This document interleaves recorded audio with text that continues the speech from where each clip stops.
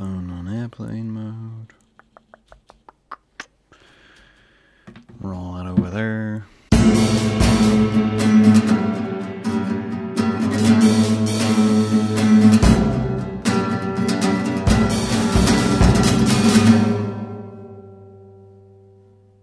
Sup kids, how are you today? I feel like I haven't spoken to you in ages. I only spoke to you last week. Oh, not last week, week before, sometime in the past couple of weeks, maybe. I don't know. This is the problem when I record things in advance, and yet I'm already planning for the future.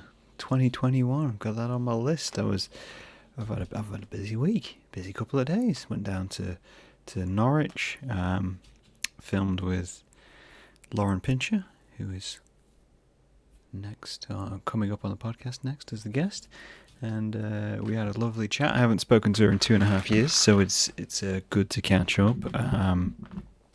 At the time of recording, we were also neither of us in lockdown, neither of us needing to self-isolate, so we kind of weighed those bets and went for a record. But I recorded with her, and then a couple of days later I recorded with the Crosby Collective, who's another guest who is coming up on the show. And then that's it for this year. That's the guests. That's done with. Just one from me to finish off. Not this one, next one, and then we're done. We're in 2021. We're looking ahead. And we're already planning. I'm contacting guests. Potential guests, I should say. I've not got anyone kind of confirmed, locked in, signed the dotted line to say, hey, we're going to record on this date yet. But that is key, and it's highlighted to me a huge, not highlighted to me a huge problem, but it's brought to attention something to me which I think is maybe less explained than it should be. So I'm gonna take a chance and explain it a little bit, and we'll see where you go. So I whether I realize it or not, this year I have tried as best I can to get new guests for you guys. You know, when you bring you discussions, the whole point of this podcast is discussion, isn't it? It's me coming to you with an idea or a thought or a person and saying, hey, we're going to talk about this regardless of whether you're interested or not. You know, we're not a podcast who really cares about what you actually want from us. We just do what we want. I say we, it's me. I just do what I want, and then we deal with the consequences as we do. And that's my responsibility. That's what I do. I take full responsibility for the opinions and thoughts put out into the world because I edit it. You know, it's my choice whether I publish it or not. And so that's why I don't allow some guests on who ask to be, and why I don't allow some ideas to go out. That's the long and short of how I get guests. But this year I've managed so far to have. Hang on, let me do the math. 1, 2, 3, 4, 5, 6, 7, 8, 9, 10, 11, 12, 13, 14, 15, 16, 17, 18, 19 guests this year. 19. And 1, 2, 3, 4, 5, 6, 7, 8, 9, 10, 11, 12, 13 of those have been brand new guests. And I set myself that goal last year. I said to myself that this year I wanted to get as many new people to you guys as possible. I wanted to bring you new ideas, new thoughts, new artists, expose the world to as many as I can. Obviously, pandemic set in, so that made that even more challenging because all of a sudden I was in a position of, I'm not actually going to meet any new people. You know, I'm not going to be able to attend events and galleries and exhibitions and things like that. So I was cut off from that content. I had to go down the other line. But then in the same present situation, it introduced me to Zoom and Zoom's record function, which has allowed me to do remote podcasts. And this year we've done the most non-UK based recordings I've ever had. Because previously everything was recorded in the UK. And this year I've had the US, I've had Canada, which has been fantastic, and I think that's great. So for next year, I've been planning. I've been looking at the list and going, hey, what can I do? You know, can I increase that? Can I make it, can I make it 100%? Could I make a year of 100% of new content and new guests? And that in itself is a challenge, I'd say. It's a challenge which replicates itself in a few situations where I'm kind of thinking about it and going, okay, right, what do I want from a guest? First off, I have a few criteria when I pick someone. There has to be something where they're creating something or doing something which I find of interest.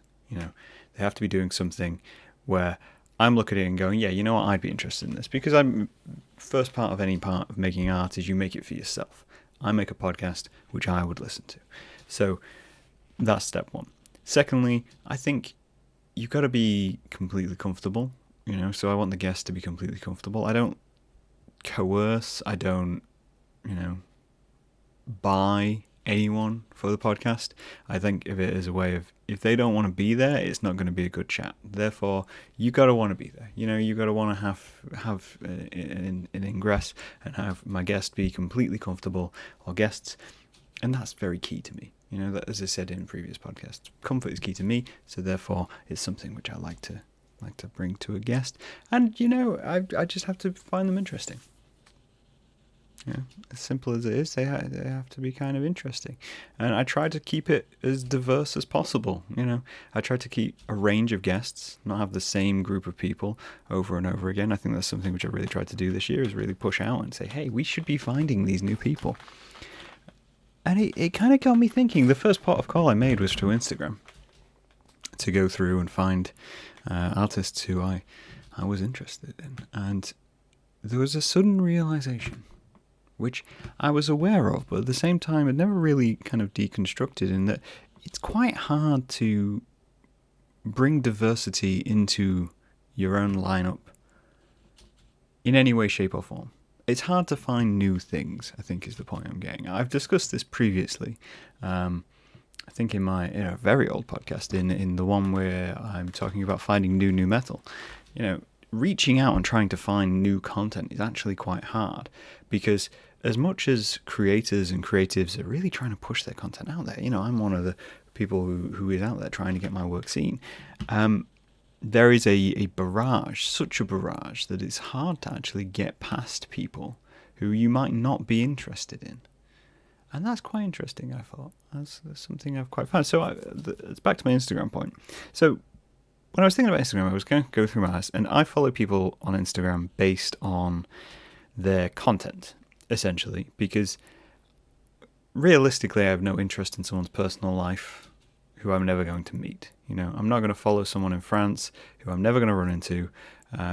No, don't really care about what they've got going on at home or anything like that. I want to see their artwork. I want to see their content out. And so when I follow them, I look at their artwork. I look at the stuff they're creating. I look at their music. I look at their reviews, their publishing. The same with YouTube. You know, that's how I pick YouTubers. Is I look at it and go, okay, right. Well, we need to see what you're making. I don't really. The outside of it doesn't really apply in when I'm finding new stuff for me. So when I was going through all these artists on Instagram and looking at their work and going, oh, you know, this, and this, and then you do a little bit more research into who these people are, and you're like, okay, you know, you discover things which you may or may not like, and that may affect your choice of using them for content in the future.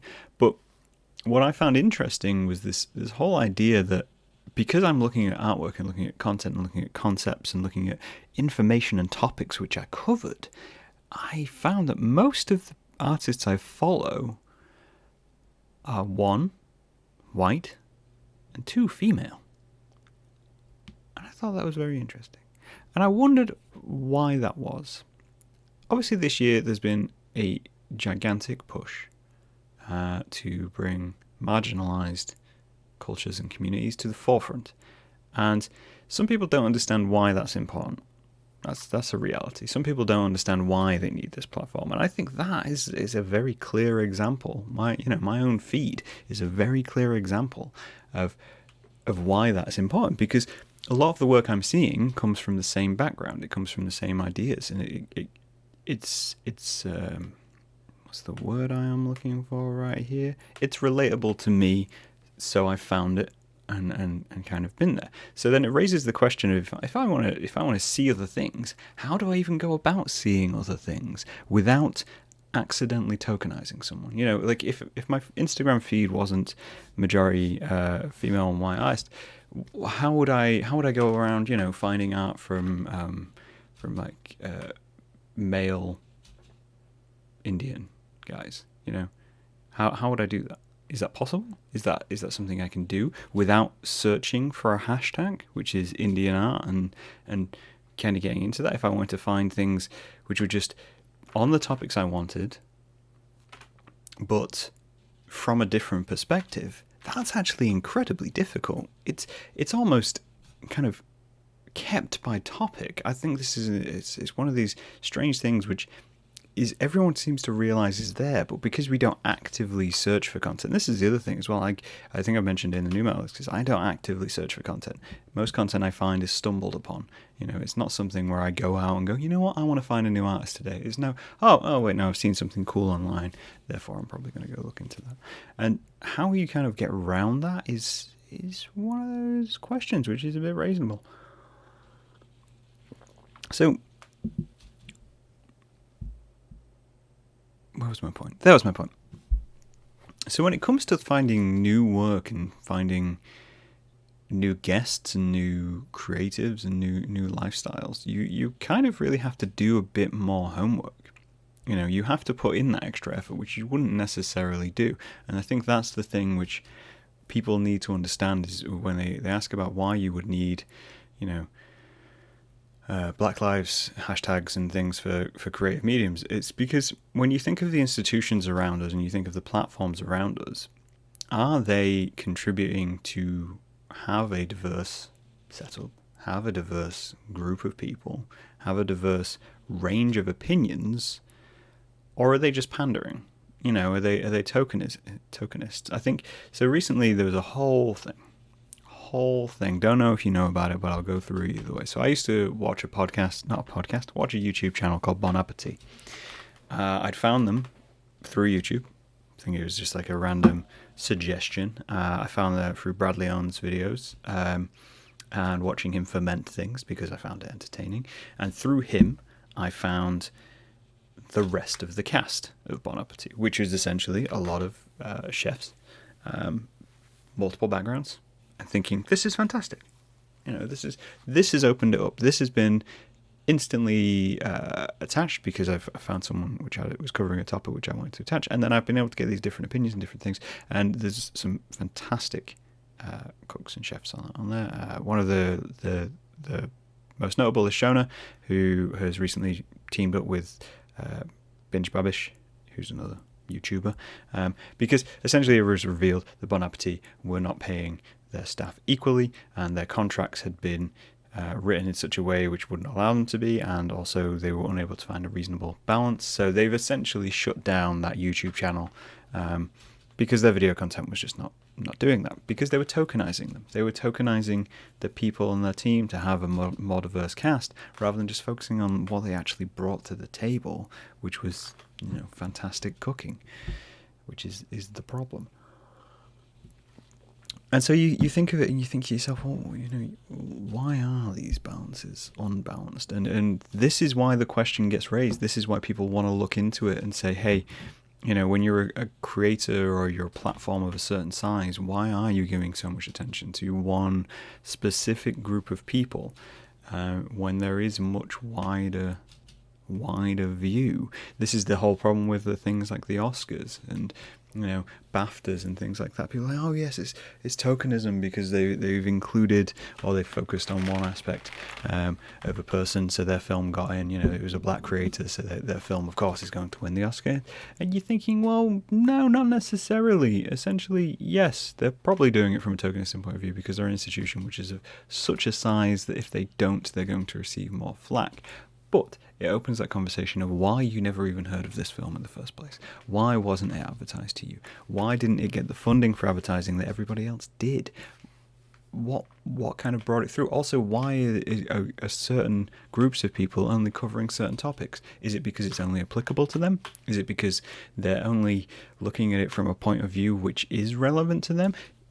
If this is as important as it is, I mean, kind of to go back to the cooking aspect just there for a second, if I'm looking up YouTube videos for things to cook, and I was interested in fermentation and yeast, and I find the videos about that, and they're mainly covered by white guys in their 30s to 40s in their kitchen, thinking, okay, well, why is it that we as a group of people are looking at that? Why is that of such interest? Is it because when we look at our food heritage and our food history, it's never been something which we've been marginalized for. It's never been something which someone's really questioned. So when we approach it, we go, oh, hey, well, I guess we can go down these stranger aspects rather than thinking, well, we need to show off our food culture. No, because our food culture is everywhere. It's literally everywhere. The same with when you think of art and you think of artists and the type of work they create. Obviously, it's always very personal, so you relate to things which are very personal. So you end up in these kind of catch-alls of looking at the same type of things over and over again. It's like, yes, I like it, I relate to it. But it becomes very hard to break out from that to go find other work. And I think we need to make the effort to. I think that's the point I'm getting to. I think, if you are sitting thinking, oh, well, I find a lot of people are being tokenized, and I find a lot of people are being pushed to the forefront because of their gender or their race or anything like that. You need to think, well, why? Not from an aspect of they don't deserve it, but from if I wanted to go find something else, how would I even do that? Does the system allow for that? Instagram being a pure example of that. Does the system allow you to discover things in an equally balanced way that you would be able to do it without the extra effort? And if it doesn't, we should be asking that from it. We should be saying, hey, this isn't right. This needs to be expanded and looked at. And people need to be able to just casually stroll over things. This is one of my main complaints with YouTube, actually. Excuse me, I'll take a sip. So YouTube has changed a lot over the years. I think that's a fair statement to make. The way they advertise people to you, the way they advertise content to you is no longer balanced. Back in the day, it used to be fairly balanced. It used to be you would have your subscribers, and your subscribers would see your content regardless of whatever. So as you release your content, it goes into the stream, much like Twitter. It pushes out and kind of just goes into that landfill.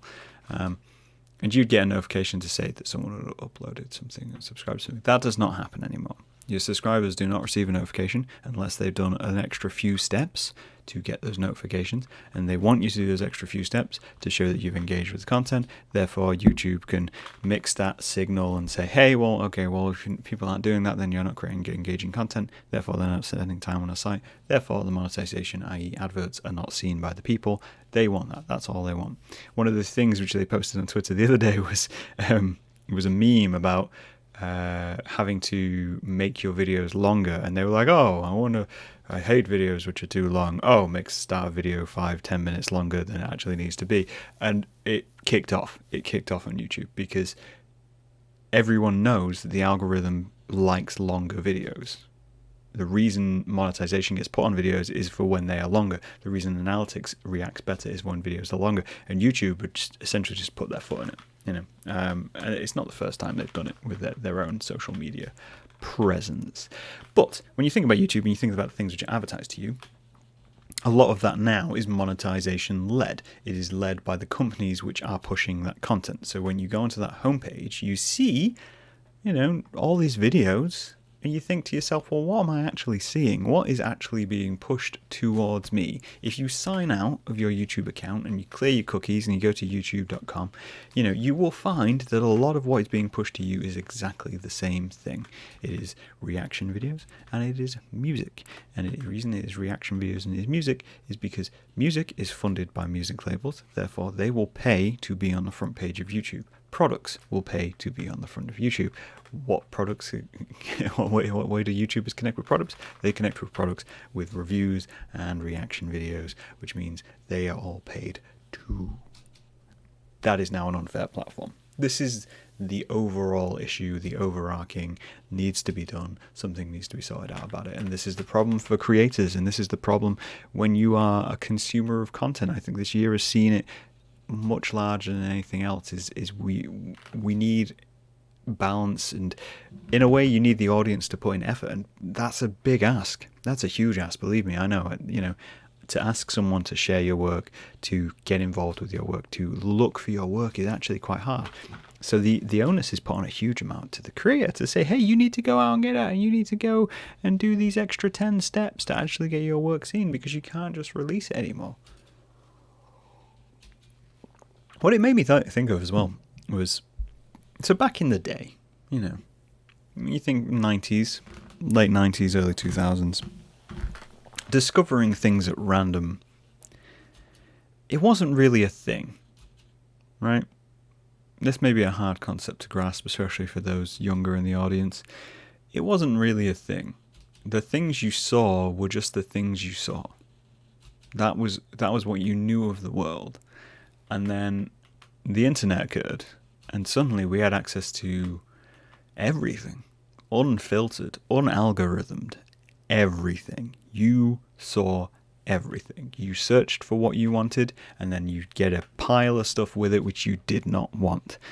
And then platforms for content started getting more savvy and realized they could manipulate that. Now, there's videos and trinkets of memories I have from way, way back when I stumbled across something. It was due to television. It was due to television, and it was due to books in libraries.